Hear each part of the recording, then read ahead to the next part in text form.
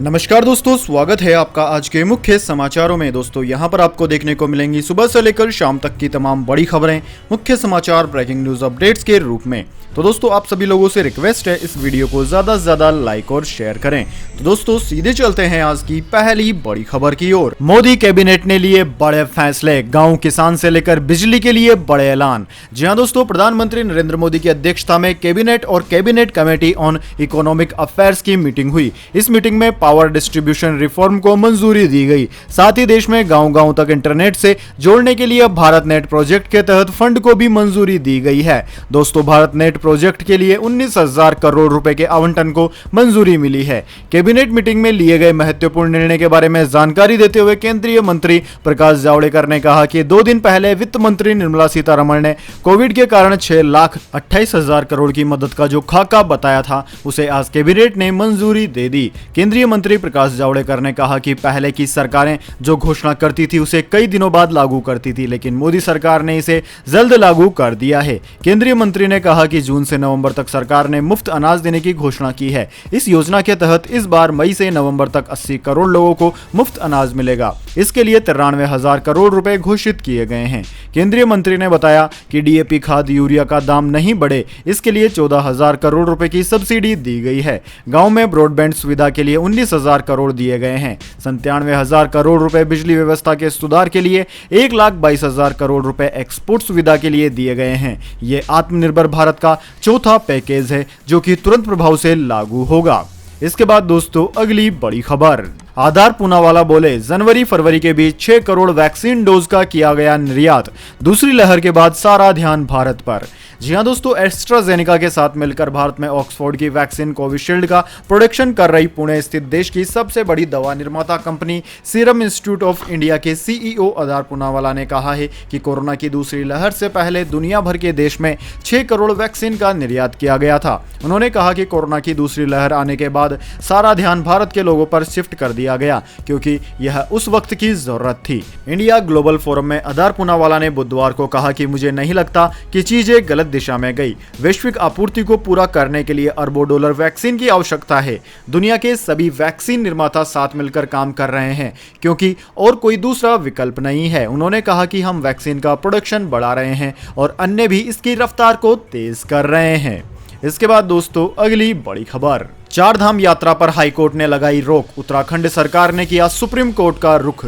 जी हां दोस्तों, उत्तराखंड सरकार ने 4 धाम यात्रा पर रोक लगाने के उत्तराखंड हाई कोर्ट के आदेश के खिलाफ सुप्रीम कोर्ट का रुख किया है। उत्तराखंड हाई कोर्ट ने 4 धाम पर 7 जुलाई तक रोक लगा दी थी, जिसके बाद सरकार की तरफ से इस तरह का कदम उठाया गया है। दरअसल दोस्तों, उत्तराखंड हाई कोर्ट ने सोमवार को एक सुनवाई के दौरान कैबिनेट के फैसले को पलटते हुए यात्रा पर रोक लगा दी थी। हाई कोर्ट ने तीर्थ स्थलों से जुड़ी भावनाओं को ध्यान में रखते हुए सरकार से मंदिरों में चल रही रस्मों और समारोह को देश भर में सीधा प्रसारण करने की व्यवस्था करने को कहा था। अब हाईकोर्ट के आदेश के बावजूद उत्तराखंड सरकार ने 4 धाम यात्रा को लेकर गाइडलाइंस जारी की है। उत्तराखंड सरकार ने कोविड की नई गाइडलाइंस जारी करते हुए कहा है कि 1 जुलाई से 4 धाम यात्रा का पहला चरण शुरू होगा। वहीं 11 जुलाई से यात्रा का दूसरा चरण शुरू होगा। यात्रा के लिए कोविड की नेगेटिव रिपोर्ट लाना अनिवार्य है। इसके बाद दोस्तों अगली बड़ी खबर। एक स्टडी में हुआ खुलासा, फाइजर मोडर्ना की वैक्सीन कोविड-19 से सालों तक बचा सकती है। जी हां दोस्तों, एक स्टडी में यह बात सामने आई है कि फाइजर और मोडर्ना की वैक्सीन सालों तक आपको कोरोना वायरस से सुरक्षा दे सकती है। स्टडी में कहा गया है कि फाइजर बायोनटेक और मोडर्ना की कोविड-19 वैक्सीन आपको तब तक कोरोना से सुरक्षा प्रदान कर सकती है जब तक कोरोना वायरस भयानक म्यूटेंट न कर ले। ये ऐसी ही स्थिति है जैसे मीमल्स, मेम्स और रूबेला की MMR वैक्सीन आपको सालों तक नई बीमारियों से बचाती है, लेकिन इन्फ्लुएंजा के लिए हर साल नई वैक्सीन का इंतजार रहता है, क्योंकि उसका वायरस खुद को बदलकर और संक्रामक कर लेता है। किसी भी वायरस से सुरक्षा तब तक बेहतरीन मिलती है जब तक वह खुद को म्यूटेट करके ज्यादा संक्रामक न कर ले, लेकिन कोरोना वायरस के केस में फाइजर बायोनटेक और मोडर्ना की वैक्सीन आपको वैक्सीन से ज्यादा प्रभावी है। ये mRNA यानी कि मैसेंजर RNA आधार पर विकसित की गई है। ये इम्यून सिस्टम को कोरोना वायरस से लड़ने की ट्रेनिंग देती है। इसके बाद दोस्तों अगली बड़ी खबर। तालिबान ने हिंसा बंद नहीं की तो कर देंगे एयर स्ट्राइक, अमेरिका के शीर्ष कमांडर ने दी धमकी। जी हां दोस्तों, अफगानिस्तान में अमेरिका के शीर्ष commander general Austin Scott Miller ने तालिबान को धमकी दी है कि अगर उसने देश की जमीन पर कब्जा करना बंद नहीं किया तो यूएस एयरफोर्स हवाई हमला करेगी। जनरल मिलर ने चिंता जताई कि अफगानिस्तान में सुरक्षा की स्थिति खराब होती जा रही है क्योंकि अमेरिकी सेना वापस जा रही है। इससे पहले तालिबान ने दावा किया था कि उसने अफगानिस्तान के 400 में से 100 जिलों पर कब्जा कर लिया है। जनरल मिलर ने कहा कि जो मैं देखना चाहता हूं कि कोई हवाई हमला न हो, लेकिन ऐसा होने के लिए तालिबान को सभी तरह की हिंसा को रोकना होगा। उन्होंने कहा कि इन सब को रोकने के लिए उन्हें हिंसक अभियान बंद करना होगा। मैंने इस बारे में तालिबान को भी बता दिया है। उन्होंने जोर देकर कहा कि अमेरिकी सेना के पास अभी इतनी क्षमता है कि वह उग्रवादियों के खिलाफ जोरदार हवाई हमला कर सकती है। इसके बाद दोस्तों अगली बड़ी खबर, वैक्सीन पासपोर्ट, भारत के यूरोपीय यूनियन से अपील, कोवैक्सीन कोविशील्ड को मिले छूट। जी हां दोस्तों, भारत सरकार ने यूरोपीय यूनियन के सदस्य देशों से अनुरोध किया है कि कोविशील्ड और कोवैक्सीन को वैक्सीन पासपोर्ट स्कीम में छूट दी जाए। वैक्सीन पासपोर्ट का नियम 1 जुलाई से प्रभावी होने वाला है। यूरोप के वैक्सीन पासपोर्ट या फिर ग्रीन पासपोर्ट में सिर्फ 4 वैक्सीन शामिल की गई है। इनमें Pfizer, Moderna, Johnson and Johnson और एस्ट्राजेनेका की वैक्सीन शामिल है। इस बीच सीरम इंस्टीट्यूट ऑफ इंडिया के सीईओ आधार पूनावाला ने भी भरोसा जाहिर किया है कि 1 महीने के भीतर कोविशील्ड को अप्रूवल मिल जाएगा। दोस्तों आपकी जानकारी के लिए बता दें कि यूरोपीय यूनियन के देशों में वैक्सीन पासपोर्ट स्कीम में शामिल वैक्सीन से ही वैक्सीनेशन को मान्यता दी जा रही है। हालांकि अगर सदस्य देश चाहे तो वो अलग निर्णय भी ले सकते हैं। 2 दिन पहले पूनावाला ने ट्वीट किया था कि मुझे पता चला है कि कोविशील्ड लेने वाले बहुत से भारतीयों को यूरोप संघ की यात्रा को लेकर समस्याओं का सामना करना पड़ रहा है। मैं सभी को विश्वास दिलाता हूं कि मैंने इसे उच्चतम स्तर पर उठाया है और उम्मीद है कि इस मामले को जल्द ही नियामकों और राजनयिक स्तर पर हल कर लिया जाएगा। इसके बाद दोस्तों अगली बड़ी खबर, पंजाब कांग्रेस में कलह को खत्म करने की कोशिश जारी, राहुल गांधी से मिले नवजोत सिंह सिद्धू। जी हां दोस्तों, पंजाब कांग्रेस में जारी कलह को खत्म करने की कोशिशें तेज हो गई है। नवजोत सिंह सिद्धू ने बुधवार को पार्टी महासचिव प्रियंका गांधी वाड्रा के साथ लंबी बैठक की। इसके बाद शाम को वो कांग्रेस के पूर्व अध्यक्ष राहुल गांधी से भी मिले। प्रियंका के साथ मुलाकात की तस्वीर साझा करते हुए सिद्धू ने ट्वीट किया कि प्रियंका गांधी जी के साथ लंबी मुलाकात हुई। दोस्तों सूत्रों की माने तो कांग्रेस आला कमान संगठन या सरकार में सिद्धू को कोई अहम जिम्मेदारी देकर मनाने की कोशिश में है, लेकिन सिद्धू लगातार इस बात पर जोर दे रहे हैं कि मुख्यमंत्री उनके साथ काम नहीं कर सकते। हाल ही के कुछ हफ्तों में सिद्धू और पंजाब कांग्रेस के कुछ अन्य नेताओं ने मुख्यमंत्री अमरिंदर सिंह के खिलाफ मोर्चा खोल रखा है। सिद्धू का कहना है कि गुरु ग्रंथ साहिब की बेअदबी के मामले में अब तक कोई कार्यवाही नहीं हुई। उन्होंने यह भी कहा कि भ्रष्टाचार पर अंकुश लगाने के लिए कारगर कदम भी नहीं उठाए गए हैं। इसके बाद दोस्तों अगली बड़ी खबर, डीजीसीए, विदेश जाने वालों को अभी करना होगा और इंतजार, इंटरनेशनल फ्लाइट्स पर 31 जुलाई तक लगा प्रतिबंध। जी हां दोस्तों, डीजीसीए ने इंटरनेशनल कमर्शियल फ्लाइट को फिलहाल शुरू नहीं करने का फैसला लिया है। इंटरनेशनल कमर्शियल फ्लाइट अभी 31 जुलाई 2021 तक और सस्पेंड रहेंगी। डीजीसीए ने ताजा अपडेट में बताया कि 26 जून को जारी किए गए नए निर्देश में संशोधन करते हुए नया सर्कुलर जारी किया गया है। इंटरनेशनल कमर्शियल फ्लाइट 31 जुलाई 2021 तक सस्पेंड रहेंगी। दोस्तों डीजीसीए की तरफ से जारी सर्कुलर में कहा गया है कि यह प्रतिबंध अंतरराष्ट्रीय आर्ल कार्गो संचालन और विशेष रूप से डीजीसीए द्वारा अप्रूव्ड उड़ानों पर लागू नहीं होगा। हालांकि मामले के आधार पर सेलेक्टेड रूट्स पर इंटरनेशनल शेड्यूल फ्लाइट की परमिशन दी जा सकती है। इसके बाद दोस्तों अगली बड़ी खबर, फेक वैक्सीनेशन को लेकर एक्शन में केंद्र सरकार, 2 दिनों में वेस्ट बंगाल गवर्नमेंट से मांगा जवाब। जी हां दोस्तों, फर्जी टीकाकरण के मामले में केंद्र सरकार एक्शन में नजर आ रही है और पश्चिम बंगाल सरकार से 2 दिन में राज्य में फर्जी टीकाकरण के मामले में जवाब मांगा है। इसके साथ ही केंद्र ने पश्चिम बंगाल सरकार से ऐसे लोगों पर सख्त कार्यवाही करने के निर्देश दिए हैं जो फर्जी टीकाकरण में शामिल हैं। वैक्सीन फ्रॉड को लेकर केंद्र स्वास्थ्य सचिव राजेश भूषण ने पश्चिम बंगाल के मुख्य सचिव हरिकृष्ण द्विवेदी को चिट्ठी लिखी।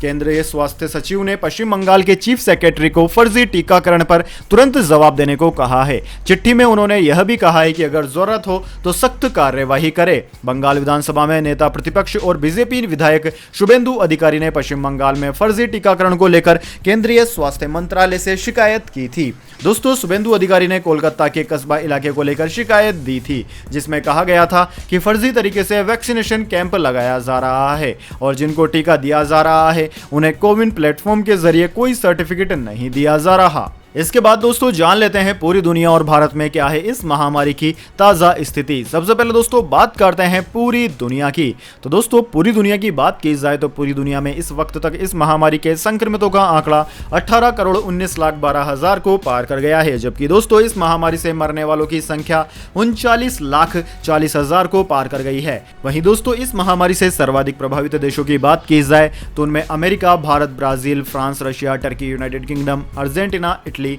आदि देशों का नाम आता है। इसके बाद दोस्तों रुक करते हैं अब क्या है भारत के हालात। लेकिन उससे पहले मेरी आपसे एक छोटी सी रिक्वेस्ट है, अगर आपको अभी तक हमारी न्यूज़ पसंद आई है तो इसे एक छोटा सा लाइक ज़रूर दे दें, और अगर आपको पसंद नहीं आई है तो बेशक आप डिसलाइक भी कर सकते हैं। लेकिन दोस्तों लाइक और डिसलाइक ज़रूर कीजिए, क्योंकि दोस्तों यही हमारी मेहनत का फल होता है और इसी से हमें पता चलता है कि आपको हमारी वीडियो पसंद आई है या नहीं।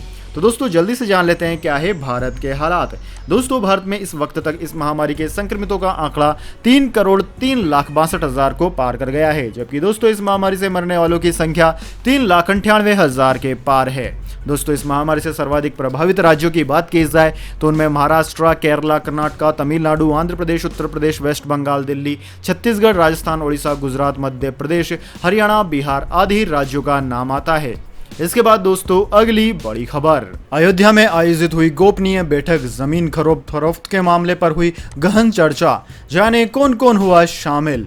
जी हाँ दोस्तों, अयोध्या में पिछले 2 दिनों से श्री राम जन्मभूमि तीर्थ क्षेत्र ट्रस्ट के सदस्यों की एक गोपनीय बैठक आयोजित हो रही है। इस बैठक के बारे में मीडिया को जानकारी नहीं दी जा रही थी। बैठक में श्री राम जन्मभूमि ट्रस्ट के कोषाध्यक्ष महंत गोविंद देवगिरी, ट्रस्ट के महासचिव चंपत राय, सदस्य कामेश्वर चौपाल, डॉक्टर अनिल मिश्रा, महंत दिनेन्द्र दास, विमलेंद्र मोहन प्रताप मिश्रा को शामिल किया गया। बैठक में जमीन खरीद फरोख्त मामले पर ट्रस्ट पर लगे आरोपों पर विस्तृत रूप से चर्चा हुई। साथ ही श्री राम मंदिर निर्माण के कार्य की प्रगति, परकोटा निर्माण के लिए आवश्यक जमीन की आपूर्ति और कई अन्य मुद्दों पर भी चर्चा हुई।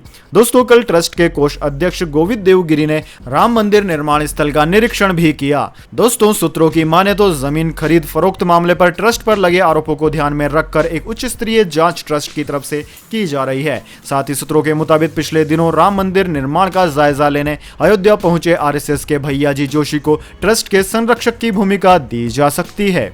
इसके बाद दोस्तों अगली बड़ी खबर, India versus England, team India के लिए आई बुरी खबर, शुरुआती टेस्ट मैचों से बाहर हो सकते हैं शुभमन गिल। जी हां दोस्तों, भारतीय क्रिकेट टीम और फैंस के लिए बुरी खबर सामने आई है। दरअसल दोस्तों भारत के सलामी बल्लेबाज शुभमन गिल इंग्लैंड के खिलाफ 5 मैचों की टेस्ट सीरीज के शुरुआती टेस्ट से बाहर हो सकते हैं। क्रिकेट वेबसाइट क्रिकबज़ ने अपनी एक रिपोर्ट में इसकी जानकारी दी है। रिपोर्ट में बताया गया है कि टीम इंडिया के युवा सलामी बल्लेबाज शुभमन गिल इंग्लैंड के खिलाफ पहले टेस्ट में नहीं खेल पाएंगे, वहीं वह दूसरा टेस्ट भी मिस कर सकते हैं। इंग्लैंड से जो खबर मिल रही है उसमें बताया जा रहा है कि गिल की चोट गंभीर है, हालांकि वह टीम के साथ बने रहेंगे।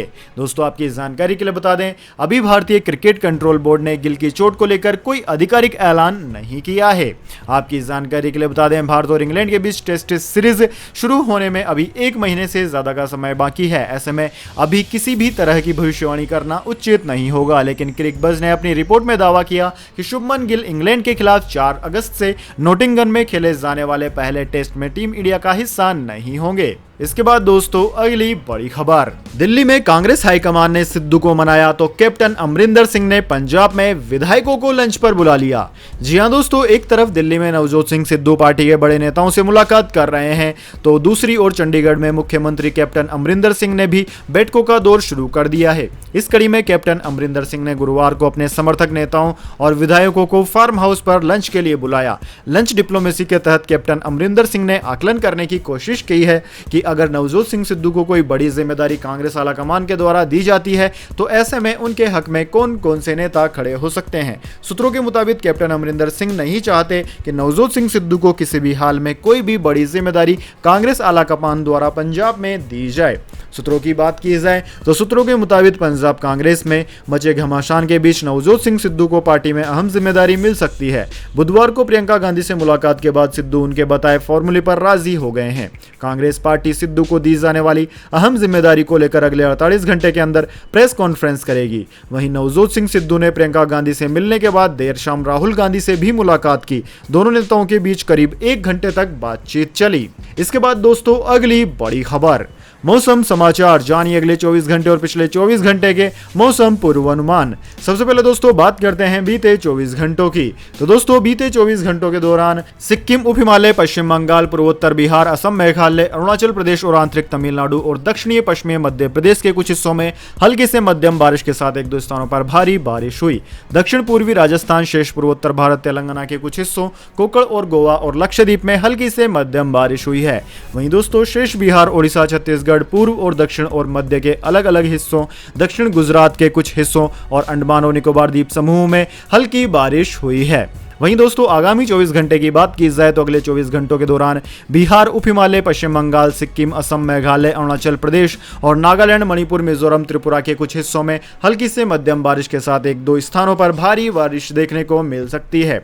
वहीं दोस्तों पूर्वोत्तर उत्तर प्रदेश, झारखंड के कुछ हिस्सों, छत्तीसगढ़, तटीय कर्नाटक, केरल, अंडमान व निकोबार द्वीप समूह, तेलंगाना के अलग अलग हिस्सों और तटीय आंध्र प्रदेश में एक दो स्थानों पर तेज बारिश होने की संभावना है। इसके अलावा दोस्तों तमिलनाडु, दक्षिणी गुजरात, जम्मू कश्मीर, हिमाचल प्रदेश और उत्तराखंड के कुछ हिस्सों में हल्की बारिश हो सकती है। वहीं दोस्तों राजस्थान, दिल्ली और उत्तर प्रदेश के अधिकतर हिस्सों में गर्मी और लू का माहौल रहेगा। इसके बाद दोस्तों अगली बड़ी खबर, गोल्ड सिल्वर प्राइस टुडे। सोना हुआ और सस्ता, दाम 9,700 रुपए तक घटे, चांदी में भी आई गिरावट। जी हां दोस्तों, सोना खरीदने का यह सबसे अच्छा मौका हो सकता है क्योंकि सोना वायदा अब 47,000 रुपए से नीचे फिसल चुका है। चांदी भी 900 रुपए प्रति किलोग्राम से ज्यादा टूटी है। सोना अपने उच्चतम स्तर से 9,700 रुपए प्रति 10 ग्राम तक सस्ता हो गया है। वैसे दोस्तों आज सोने की कीमत की बात की जाए तो आज सोना 47,008 रुपए प्रति 10 ग्राम रहा, जबकि चांदी की बात की जाए तो चांदी 68,141 रुपए प्रति किलोग्राम पर रही है। इसके बाद दोस्तों अगली बड़ी खबर, महंगाई का लगा झटका, अमूल ने प्रति लीटर 2 रुपए बढ़ाए दाम, कल से बढ़ी हुई कीमतें होंगी लागू। जी हां दोस्तों, कोरोना महामारी और पेट्रोल डीजल की बढ़ती कीमतों से आम जनता जूझ रही है। इस बीच लोगों को महंगाई का एक और झटका लगा है। अब दूध के लिए भी ज्यादा पैसे देने पड़ेंगे क्योंकि अमूल ने दूध की कीमतों में इजाफा कर दिया है। दोस्तों पेट्रोल डीजल की बढ़ती कीमतों का साइड इफेक्ट रोजमर्रा की चीजों पर दिखने लगा है। अमूल ने दूध के दाम में प्रति लीटर 2 रुपए की बढ़ोतरी कर दी है। देश के सभी राज्यों में नए दाम गुरुवार यानी कि 1 जुलाई 2021 से लागू होंगे। दोस्तों दिल्ली, एनसीआर समेत प्रदेश भर में अमूल दूध के दामों में बढ़ोतरी हो गई है। Amul gold, Amul Shakti, Amul Taaza, Amul tea special, Amul slim and trim, इन सभी के दाम प्रति लीटर 2 रुपए तक बढ़ गए हैं। दोस्तों 1.5 साल के बाद अमूल ने कीमतों में इजाफा किया है। आज की बढ़ोतरी के साथ अब अमूल गोल्ड का भाव 58 रुपए प्रति किलो हो गया है। वैसे दोस्तों आपको क्या लगता है, पेट्रोल डीजल का प्रभाव महंगाई पर पड़ता है या फिर नहीं? कमेंट बॉक्स में अपनी राय जरूर दें। तो दोस्तों यह थी आज की तमाम बड़ी खबरें। इसके बाद दोस्तों बारी आती है आज के माइंड क्विज क्वेश्चन की। जी हाँ दोस्तों, एक आसान से सवाल का जवाब देकर आप जीत सकते हैं एक अमेजिंग सरप्राइज गिफ्ट हमारे यूट्यूब चैनल की ओर से। तो दोस्तों आज का सवाल आपकी स्क्रीन पर आ चुका है। आने वाले कुछ समय में कौन कौन से राज्यों में विधानसभा चुनाव होने वाले हैं? जी हां दोस्तों, अगर आप जानते हैं इस सवाल का जवाब तो जल्दी से कमेंट बॉक्स में लिख दीजिए। अगर दोस्तों आपका जवाब होता है एकदम सही और आप चुने जाते हैं लक्की विजेता के रूप में तो आपको मिल सकता है एक अमेजिंग सरप्राइज गिफ्ट हमारे यूट्यूब चैनल की ओर से। तो दोस्तों जल्दी से अपना उत्तर कमेंट बॉक्स में लिख दीजिए, वीडियो को लाइक कर लीजिए और चैनल को सब्सक्राइब करके बेल आइकन भी दबा लीजिए। धन्यवाद। वंदे मातरम। जय हिंद, जय भारत।